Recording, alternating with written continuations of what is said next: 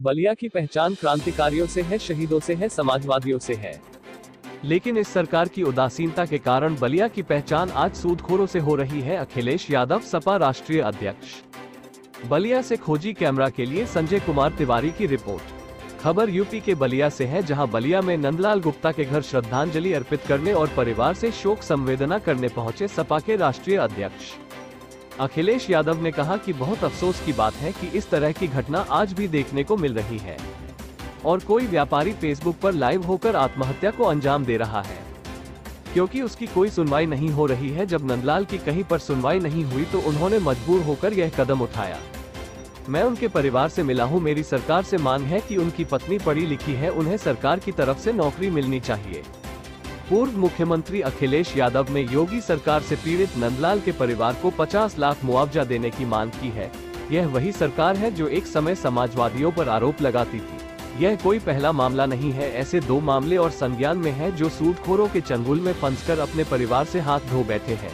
अखिलेश यादव ने पत्रकारों को बताया कि उनसे 2 और ऐसे पीड़ित परिवार मिले हैं जिन्होंने सूदखोरों को 2 गुना 3 गुना पैसा वापस कर दिया है। इसके बावजूद सूदखोरों द्वारा उन्हें प्रताड़ित किया जा रहा है।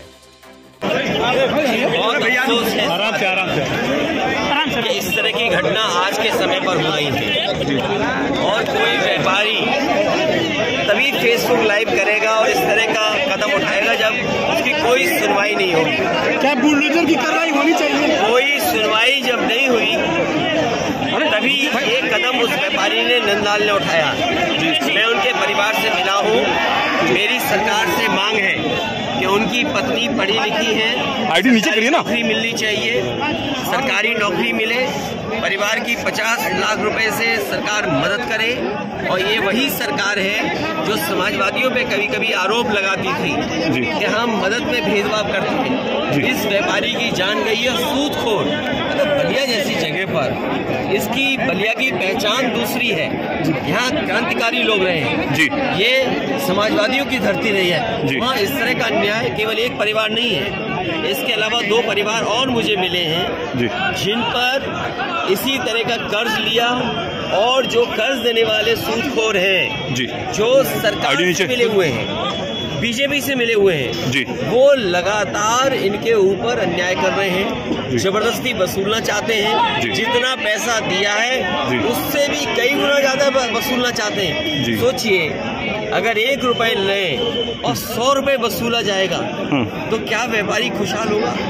क्या कोई जिसने अपना जीवन यापन कारोबार बढ़ाने के लिए लिया होगा पैसा, ये जिम्मेदारी सरकार की है। जब सरकार अपने बैंकों से पैसा नहीं दे पाती है, आसानी से पैसा नहीं दे पाती है, तब ये सूदखोरों के पास जाते हैं जो लोकल स्तर पर दबंग लोग होते हैं।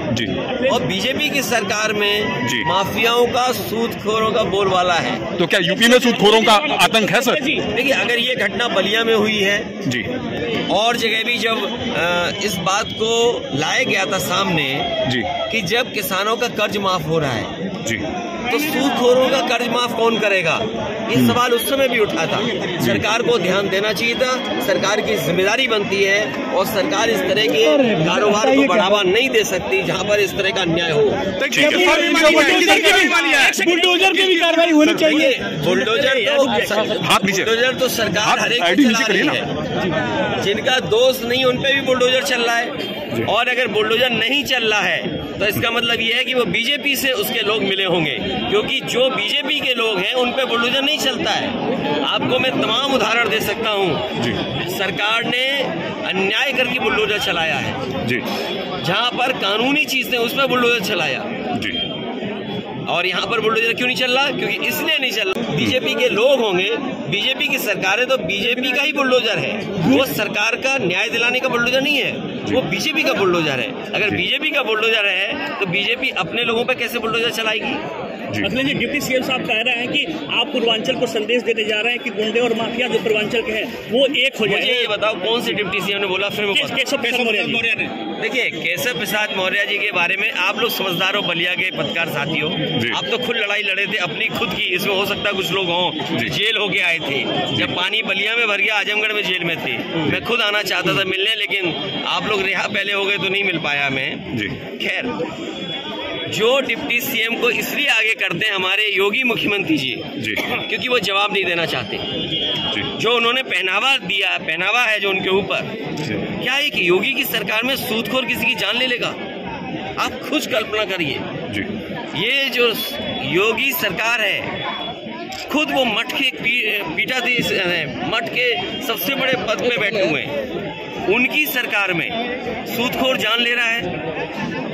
तो ये कहाँ का न्याय है? और जो डिप्टी सीएम को इसलिए आगे किया जाता है, लड़ाई बड़ी है, 5000 साल पुरानी है। कुल्हाड़ी में तभी पेड़ कटेगा ना जब उसमें लकड़ी पेड़ की लगी होगी। तो ये सब वो लोग हैं जिन्होंने किसी को न्याय नहीं दिलाना है। डिप्टी सीएम यहाँ क्यों नहीं आए?